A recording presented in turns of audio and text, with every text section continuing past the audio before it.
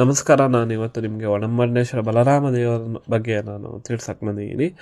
ಇದು ಬಲರಾಮ ದೇವರನ್ನ ಮಧ್ವಾಚಾರ್ಯರನ್ನು ಸ್ಥಾಪನೆ ಮಾಡಿದ್ದು. ಮಧ್ವಾಚಾರ್ಯರಿಗೆ ಮಲ್ಪೆ ಬಂದರಿನಲ್ಲಿ 3 ಗೋಪಿ ಹೆಂಟೆಗಳು ಸಿಕ್ತು.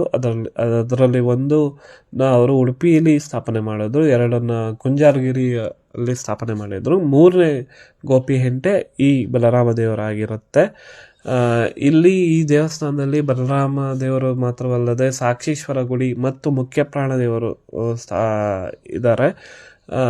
ದರ್ಶನ ಎಲ್ಲ ಚೆನ್ನಾಗಾಯ್ತು ನನಗೆ. ಬಲರಾಮ ದೇವರು ಎದುರುಗಡೆ ಗರ್ಭಗುಡಿ ಇದೆ, ಆ್ಯಂಡ್ ಆ ಕಂಬಗಳಿದೆ, ನವಗ್ರಹಗಳಿದೆ. ಸೊ ದೇವಸ್ಥಾನ ತುಂಬ ಚೆನ್ನಾಗಿದೆ.